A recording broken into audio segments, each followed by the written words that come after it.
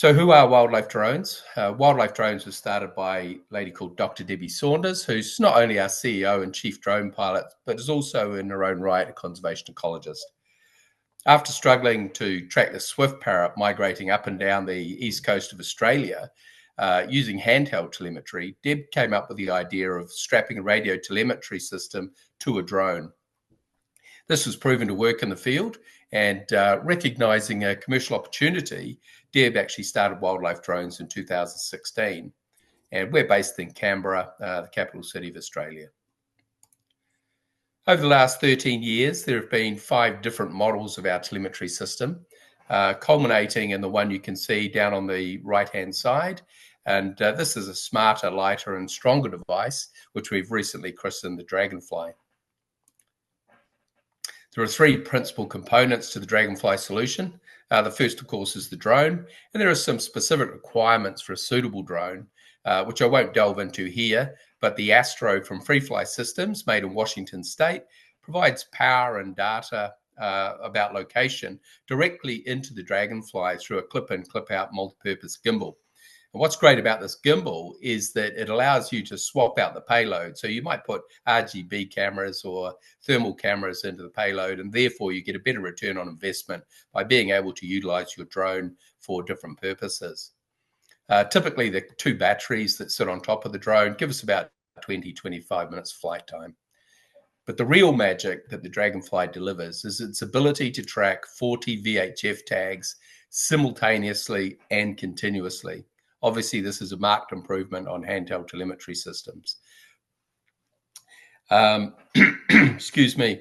We can recognize any brand of tag out in the field. It just needs to be a VHF tag, but we can also utilize VHF GPS combination tags. And where you might do this is in a situation where your tracked animal is outside of mobile coverage. So you can utilize the VHF component of the tag, and by attaching a data downloader to the leg of the drone, you could use the VHF component to locate the animal, and then from a couple of 100 meters away, you can actually upload the GPS data for analysis in the office without disturbing the animals on the ground. Moving on to the ruggedized base station. The base station comes with a hardened case. It's also got a brighter screen and longer battery life. And this is so that you can utilize it out in the field with ease without needing to forever be around a power source. It also presents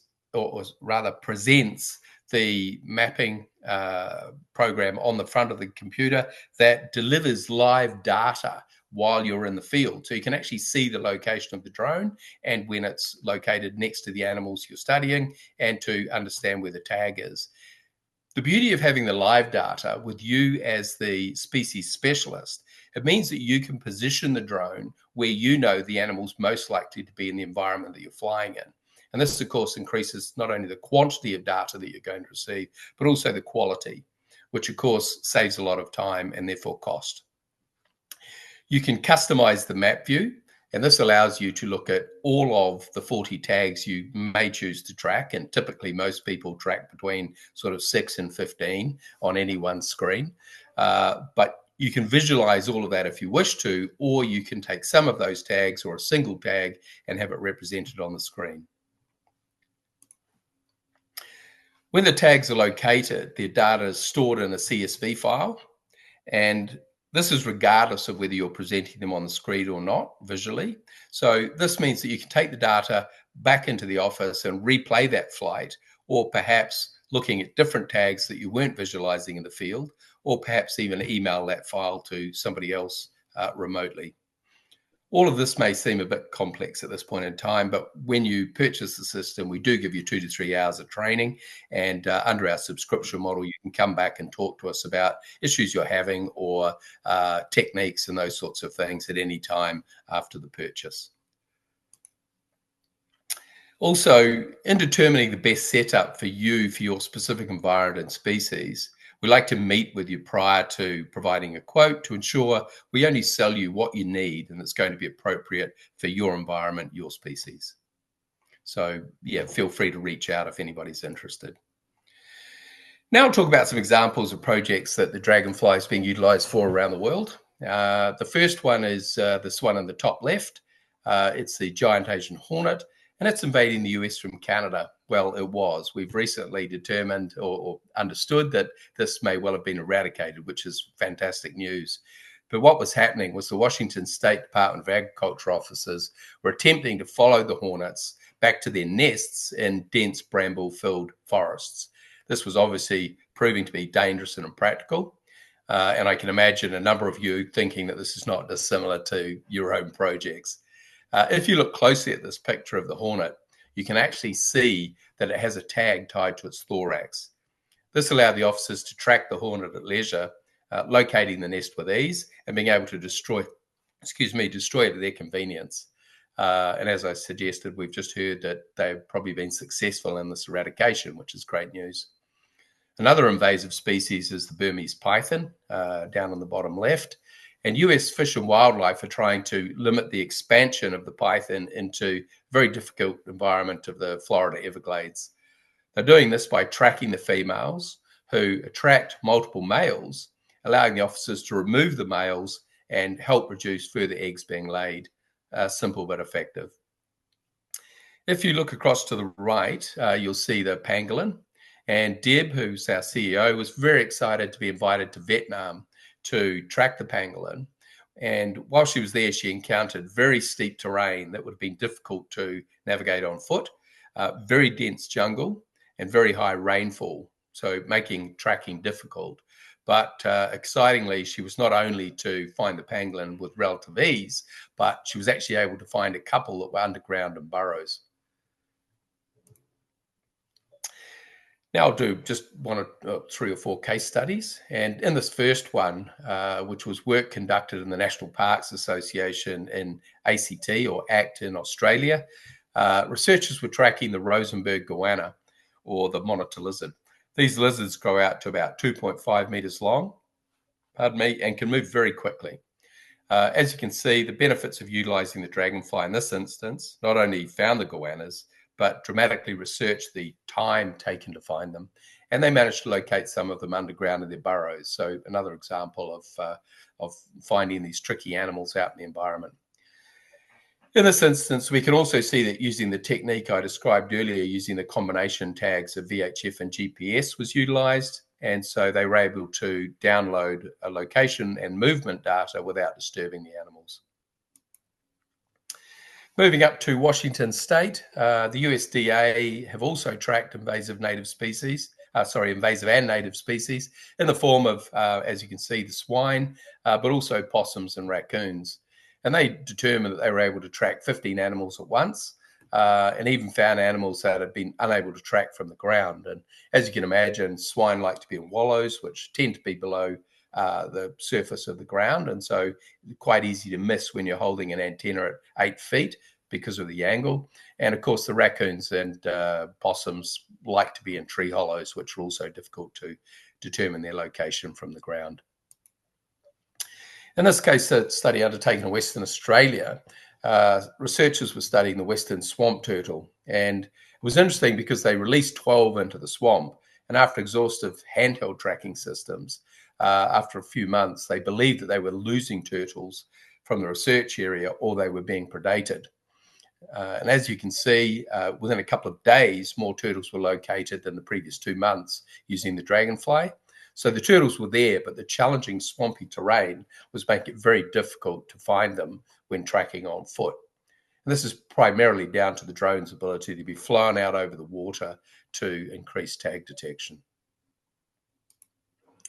In our next case study back in the US, Assistant Professor Joe Johnson and his team from the University of Cincinnati, tracking the little brown bat. Joe's been using the dragonfly for a couple of seasons now, and he and his team report significant benefits in doing this. And these include tracking and receiving data for multiple bats at once, which they receive in near real time. And they've been able to access steep terrain, but they've also determined that being able to cover more terrain, they're not having to move as frequently. And so they're able to spend more time tracking than traveling, which has to be a benefit. What I'm showing you in this slide is one of our principal advantages the system has brought to radio telemetry. And you can see here the habitat of the orange-bellied parrot, which lives on the coastal dunes, literally on the eastern coast of Australia. In the top photo, researchers had very limited access due to private property and being on the coast. So they were only able to track 161 acres with handheld telemetry. But by using the drone, they could cover 9 times the area in the same time frame by sending the drone out over the inaccessible terrain, including out over the water to the little offshore islands. The ability to access difficult terrain is probably typified in this example, again in the US, where Copperhead Consulting, who are based in Paint Lick in Kentucky, use the Dragonfly in a fixed-wing aircraft instead of on a drone. This has allowed the Dragonfly to search for tags from a much greater height than handheld telemetry systems allow. It's also enabled Copperhead to not only search for tag bats, all their tag bats at once, but by maximizing detection with the height, they've located missing tags. They've overcome the tricky terrain that you can see there in the photo, the dense forest, and they've dramatically cut down on aircraft use and other associated costs. The same can be said with using ground-based drone use of the Dragonfly. It increases the amount of data you gather while actually reducing the time spent tracking and therefore the cost of labor. And you tend to need fewer people, which is also a cost saving. Now, those people can be retasked to other jobs, and so you can actually achieve a lot more in the same time frame. Now I'll walk you through some actual flights that we've pre-flown, and what you'll see here is actual Dragonfly base station laptop in operation. So some of it's very cool functionality. This might just take a moment to activate.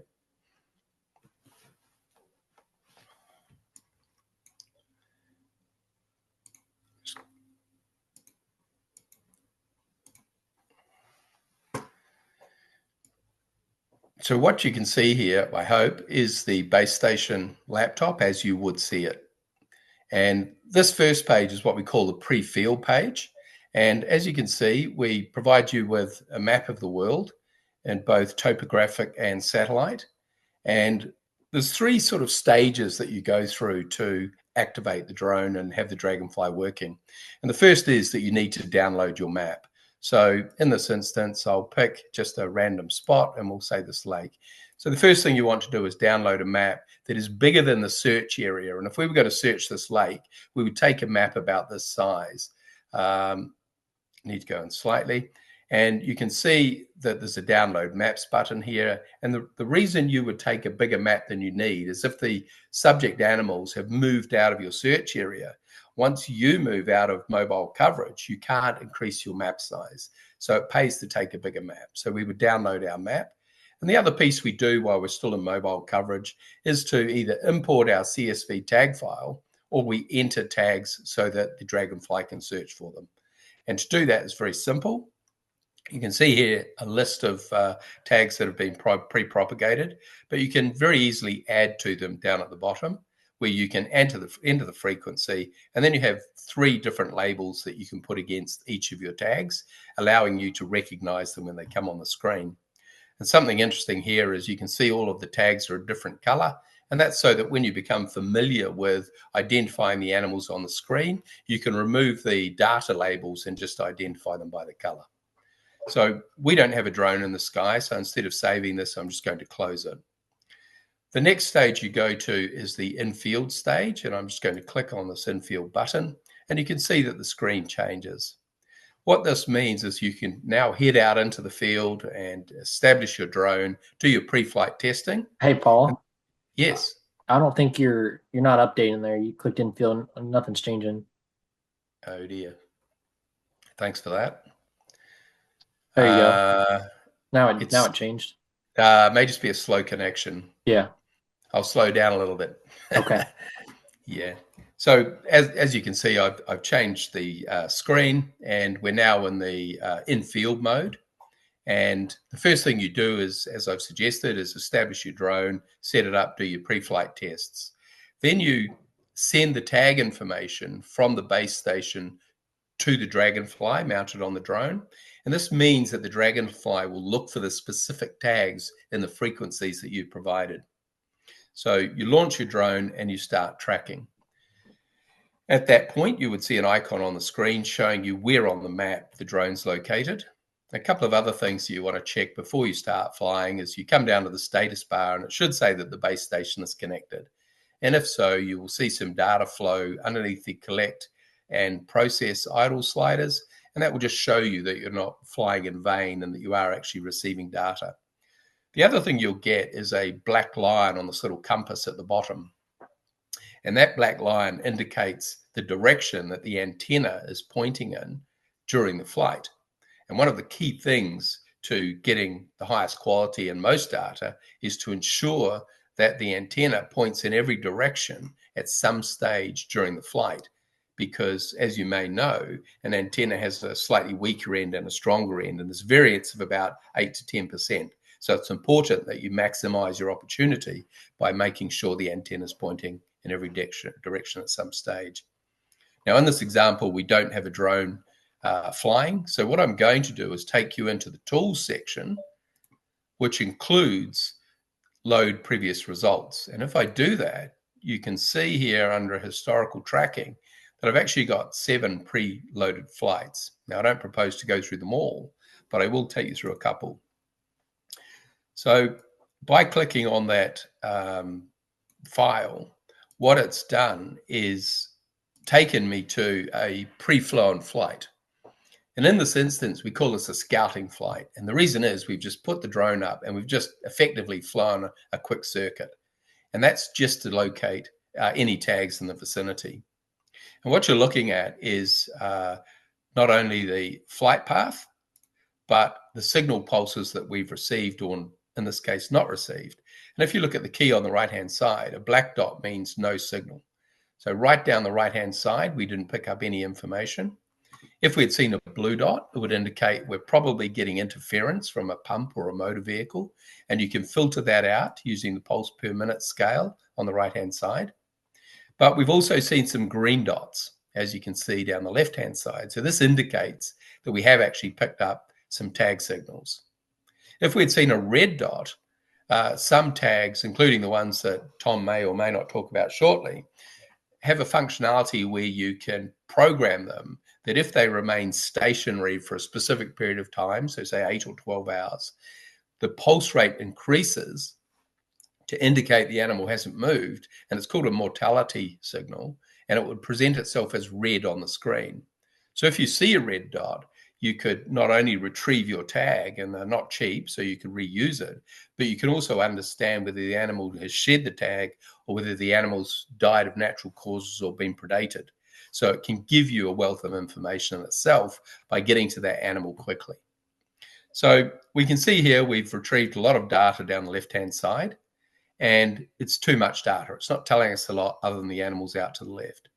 So if I come across to the strength slider, and I'm literally just clicking on it, and now I'm using the right arrow button on the laptop, I can remove the weakest signals and therefore end up with just the strongest signals. So that's giving us a much better indication of where those two animals were located. If I jump across to the satellite view, and hopefully there's not too much delay, but on the left-hand side, you can see there's a water hole or a billabong, and that's where this animal was actually located. And the one at the bottom was underneath the white pin. Now, the white pin is showing you, again, the direction that the antenna is strongest in. And as I suggested, you want to point it in every direction at some stage through the flight. But what we've done here is located one koala at the bottom and another at the top. I'll move on to another flight. Hopefully this will load quite quickly. Can you see that, Jared? Yeah, loaded up well. Great. So this is a very different flight, obviously, and it's a lot more convoluted. But what you can't see is the land here is quite steep from the left to the right with a lot of ridges. And if I go back to the topographic map, you can actually see there's a river down the right-hand side.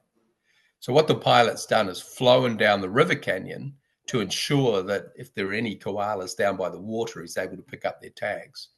But then he's chosen to fly every ridgeline in the survey area. And the reason they've done that is that, as you can imagine, if you were flying in a valley, the ridge becomes an obstacle and reduces your search area. So by flying down the ridge, you're looking into two valleys at once, maximizing tag detection. Now, the other thing he's done is, as I've mentioned a couple of times, is he's ensured that the antenna is pointed in every direction multiple times throughout the flight, maximizing tag detection. So again, we've got too much data, but also in this instance, we've got a big number of tags. So what I'm going to do is just remove a few so that we're not looking for so many. And we'll just look for these 4 that you can see ticked down the right-hand side. And if I only wanted to look at one tag, I would just hit the focus button. But I know these 4 are identical ATS tags, and so they're emitting the same strength of signal. So by coming up to the strength slider again, tapping on that, using the right arrow on my keyboard, again, I can start to remove all of the weaker signals. And we end up pretty quickly with 4.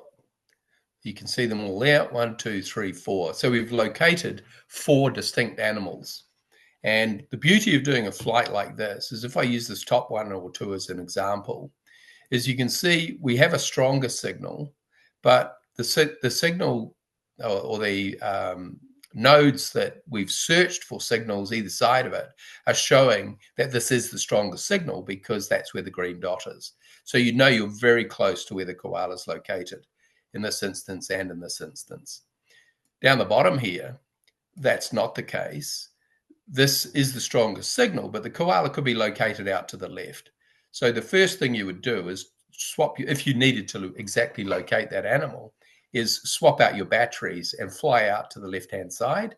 And if that green dot doesn't move, you know that you're very close. If it does move out to one of the new flight nodes, you can actually fly outside of that until you locate exactly where that animal is. So it's very simple. So this flight took about 20 minutes.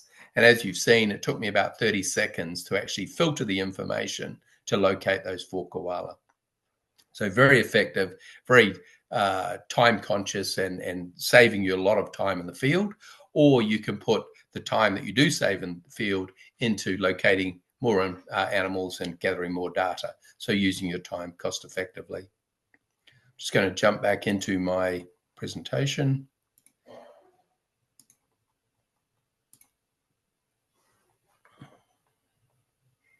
That's come up, Jared? Yeah, looks good. Great. So we're nearly there. So just before I hand over to Tom from Advanced Telemetry Systems, I'll just summarize what we've learned today about the Dragonfly.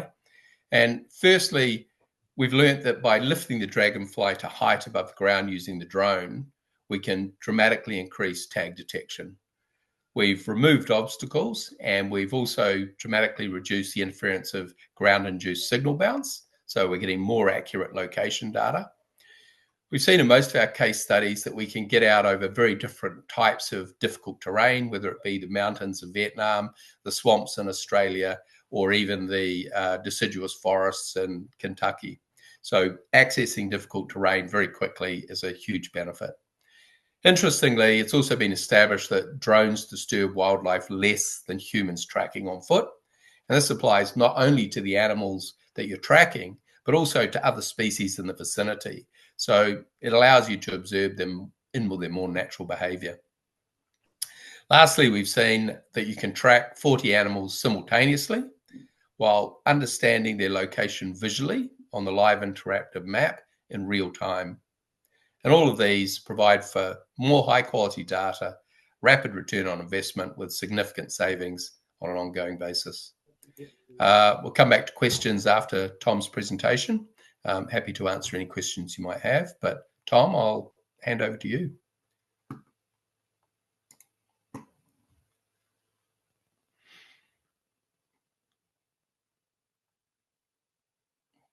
Do we have Tom? Looks like Tom's trying to load up himself there. Great. Can I answer a question in the meantime? Does anybody have something there. Didn't look like any came on the chat yet for you, Paul. Okay.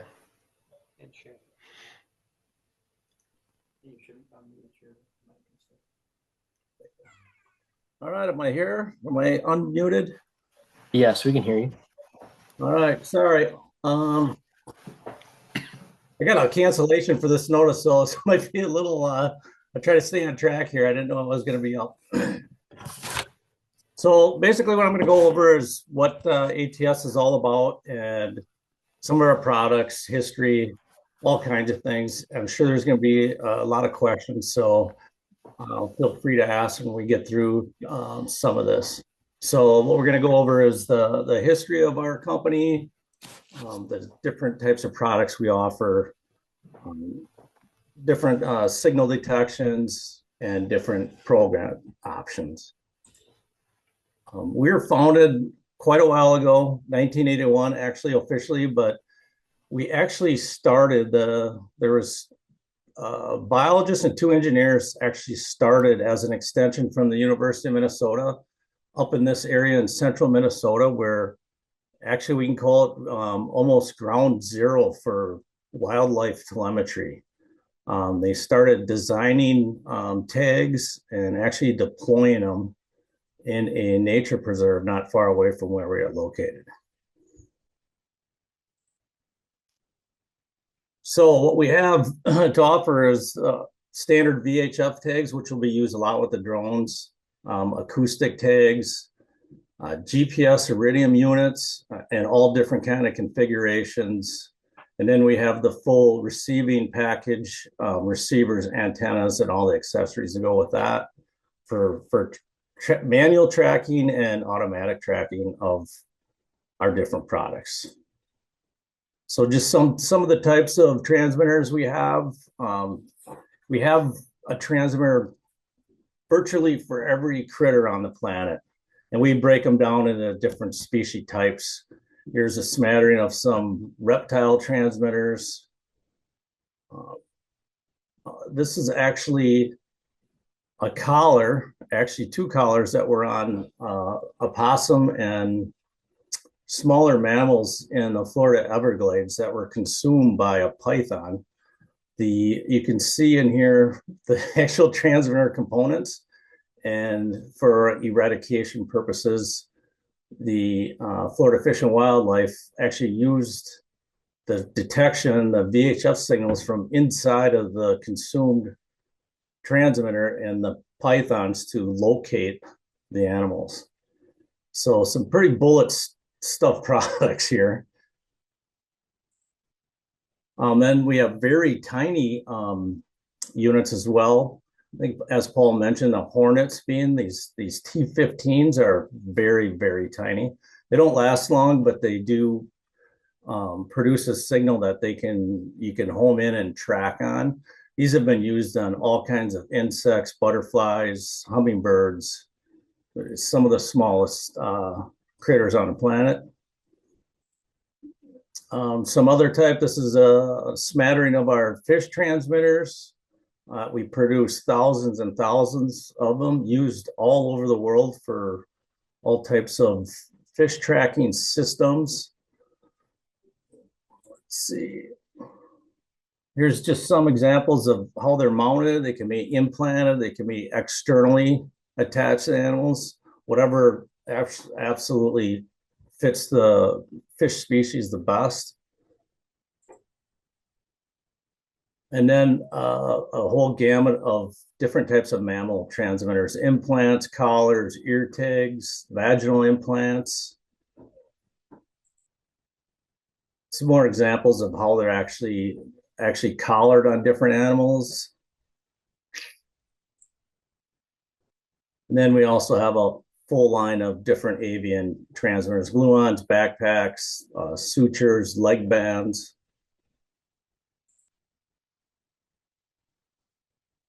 And then this is just some information about the range of them. There's so many variables with VHF detection range, depending on topography, your receiving equipment, orientation of actually the antenna compared to where your listening station is or your antenna is. It's just showing the different types of variables that will constitute whether you're getting a good signal or not. And this is just another example of we're showing that these, due to sizes of different tags, that will affect the detection range of your signal. Obviously, the smaller ones are going to have less, and the longer antenna on the units actually produce much more range. Hey, Tom. Yes. There was a question in the chat. You could throw it in presenter mode there on the bottom right. You can see the screen a little better.